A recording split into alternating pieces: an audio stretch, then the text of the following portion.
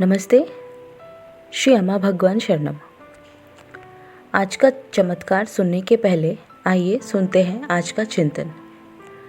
जो लगातार शिकायतें और तुलनाएं करता रहता है उसे आनंद का अनुभव कभी नहीं हो सकता। यूएसए से मैं सिमर सिरीन हूँ। दुनिया भर के लोगों को वर्ल्ड पीस मेडिटेशन का मार्ग दिखाने के लिए मैं श्री प्रीता जी और श्री कृष्णा जी की आभारी हूँ। मेरे जीवन में एकम के लिए मैं इतनी कृतज्ञ हूँ कि मेरे पास शब्द नहीं है। 13 अगस्त 2020 को मुझे मेरी अपनी ऊर्जा का अनुभव हुआ। ये एकम पीस फेस्टिवल का 5वां दिन था।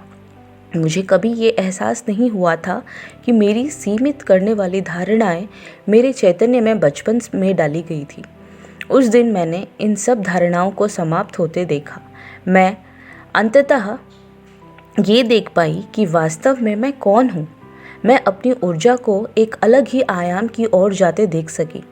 मैं एकम के ऊपर बहुत तेज़ी से उड़ रही थी। मेरी रूह एक प्रकार से एकम के ऊपर नाच रही थी। मुझे मेरी आंतरिक नार्य ऊर्जा विस्तृत होती महसूस हुई। मुझे एकम के दिव्य प्रेम का आभास हुआ। मेरे चारों तरफ अनुग्रह का एहसास था।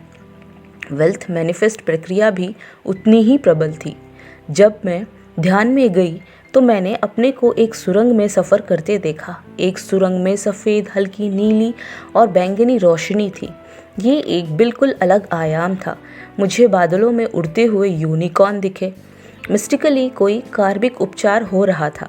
मेरे चैतन्य में से कहीं अंदर से कुछ निकाला गया। मैं प्रीता जी के शब्द, जो कुछ पीड़ा हमारे पूर्वजों ने सही है, हम उस चैतन्य के बीज वंशानुक्रम में पाते हैं और हम सीमित हो जाते हैं को समझ पाई।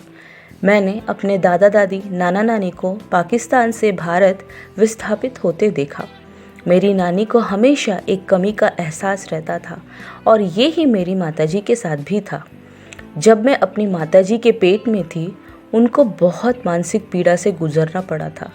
उनकी अभाव की अनुभूति मुझ में भी थी।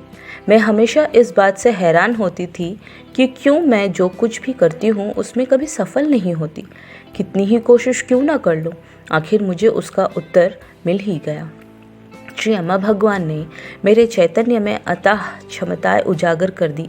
मुझे अब मालूम है कि मैं बड़े से बड़ा लक्ष्य भी हासिल कर सकती हूँ।